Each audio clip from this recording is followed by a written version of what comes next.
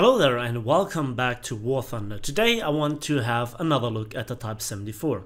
The Type 74 is always kind of my entry tank to, high tier, and this is now the stage where this once top tier MBT is now 1.3 battle rating away from the, 10.0 complete end of the line battle rating for the three top main battle tanks at the moment. And that is good because if you look into the tech tree, as a normal player you kind of have to play this tank to unlock the Type 90. And you can play it together with the Type 87 SPG, maybe also the STB1, but currently this is the way to go to the Type 90. There is no tier 5 premium, and you can see there is kind of a very obvious thing within the Japanese tech tree: big gaps in terms of battle rating and amount of tanks at top tier. Also the cast support is probably not the world's best, although it could be worse again. And I just finished a battle that was kind of where my hands are kind of still a little bit shaking. Now in commentary it's always difficult to really show where kind of the action is coming from, where my thoughts are really in, but I try my best. So without further ado, let's hop into a fantastic game that I just had. And of course it's the world famous historical accurate battle of the Japanese land forces on Poland coming from the east, fighting the Russians coming from the west. Yeah, I think the matchmaker has to be a bit polished out. Okay, jokes aside, this was one hell of a game, and I have chosen to pick the southern spawn and to go aggressively into C. Now, about the Type 74. It is a tank of ups and downs. Once it was the most powerful tank in War Thunder, like so many other tanks have claimed and lost their title throughout the years. It's called, a steady progress within the game. There are always more and better tanks throughout the various different nations. Then the community complains about this and about that, but I never had really a particular problem with the Type 74. It was never really that strong. I never really fought them when they were the best tanks in the game, and they still have kind of the L7 problem. It's an L7 gun, and this is where now a lot of changes come together with this tank. First of all, this tank in particular has seen a lot of changes, and today, as I'm doing the video, a patch has dropped. A patch has dropped where the accuracy of the L7 gun was increased, or was improved to be more precise. If you want to see all the specific data, you have to look it up, but to be honest, I always felt like this gun was very inaccurate, like the 10.5 centimeter gun on the Target 2 with the said gun. But there was never really any sort of, how to prove it, because it's dependent on your modules, it's dependent on the ammunition that you fire, and it's also dependent on your crew skills. But it always felt in comparison really how do I say it, unprecise. This has changed. Oh yeah, it has changed. And now the APDS, which is also an addition to this tank after it got introduced into the game, has also seen kind of a nerf or a buff, however you want to see it, to the stock APDS. It now has 40mm less of raw penetration against, flat armor, but increased penetration power with positive normalization actually, versus 60 degrees angles of attack compared to the previous patch where it was 123mm. It's now more in the range of 141mm. Then the hash was, like so many other shells or hash shells throughout the game, in a constant rework, and now also the rate of fire has been improved together with the, kind of indirect buff to how the tank behaves at top tier. And now I think that 8.7 and 9.0, more 8.7 than 9.0, are more like the black hole battle rating, because everything that is 9.0 gets usually sucked into 10.0 battles. However, not as drastic as previously 7.0 and 7.3 battle rating tanks into 7.7 battle ratings. Just to give you a short impression. So the majority of games that you play with this tank is against, well, lower tier vessels or tanks, and that is actually an advantage. So let's summarize. The tank has seen positive changes to ammunition. It has seen additional buffs in terms of the rate of fire got increased, the accuracy of the gun got increased, and so I think the tank is now in a much better position. It's not as punishing anymore to play, I guess, as previously. Now what do I try to do here in this match? Well, I kind of have to be very careful with my ride at the edge of the blade here. If this results in spawn camping, while I try to go around the lake on Poland to get into the Holy Grail, to smoke out the campers that are on the usual cliff where they usually snipe, and also try to farm some tanks coming out of their spawn, while not get caught in a crossfire from their two spawns, while then, getting into the back of the enemy team, where then I can really support my team. Now, this is now a daring moment. I've secured this flank, but I've not captured the point. You always die in capture points. This is the bitter truth of top tier gameplay. You give the enemy your position away, they know exactly where you are, they're usually very skilled in getting into a position where they can just do damage to you, where they can shoot you directly, where the planes don't really have to look out for your position, where they drop artillery, artillery strikes on you, and then they damage you, they nail you down, you have to repair, and then also the momentum of surprise is away, it is gone. Now, I previously just killed 2 of those tanks there, and now I'm just looking roughly there because I also see some gun flash fired there. I have no idea what this guy fired, but I killed a T-54-47. One of my, all-time tanks that I really despise and love to kill. Another candidate here is the Object 90 Balance, 6, sorry. And I saw a ZSU 57-2. Now where is he? Has he seen me?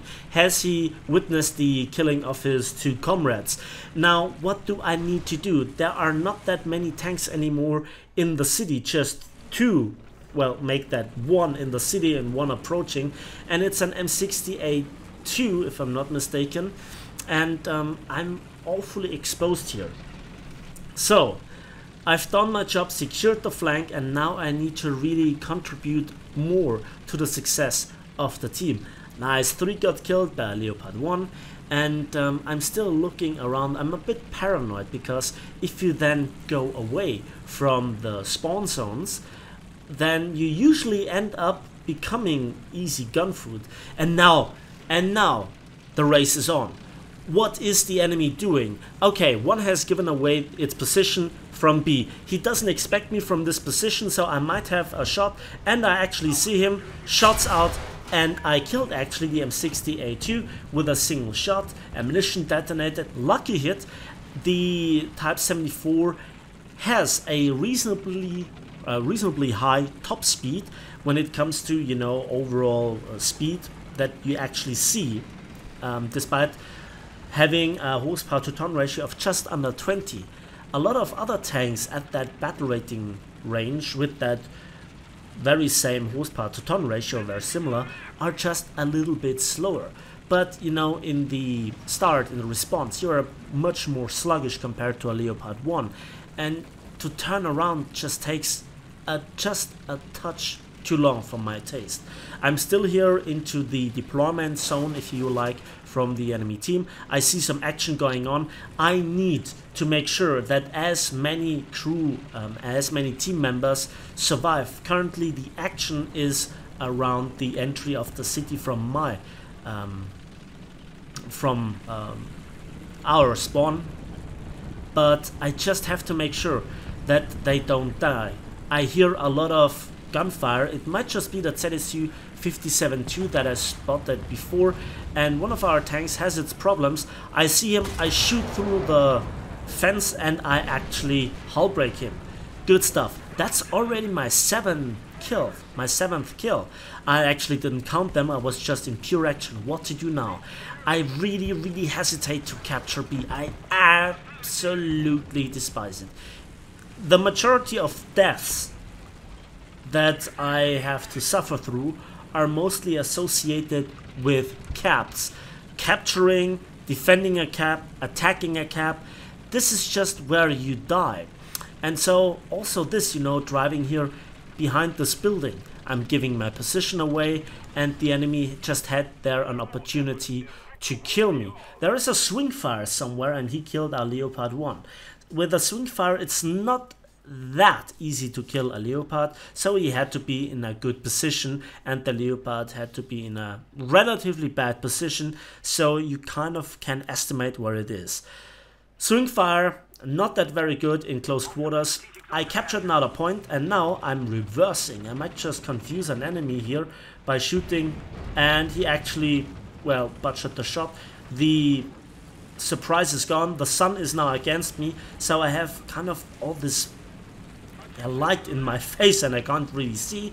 I'm always playing at the best possible solution that my PC is able to handle, so I might be just in a little bit of a disadvantage compared to, well, players with lower graphic settings, especially when playing through the bushes. That ULQ issue is still not gone, and there is the T95E1 and he just killed here this STB1, and I have to be careful, and look how I position myself. So I now have the advantage of a stabilizer, albeit not the very best, but still good enough compared to the non-existent stabilizer of the T95E1. The T95E1's APDS is extremely dangerous. It has positive normalization and my tank is also filled with ammunition. The ammo racks are just laid out in not the very best position. There it is, movement. I move forward and I just might be in kind of a mind game here.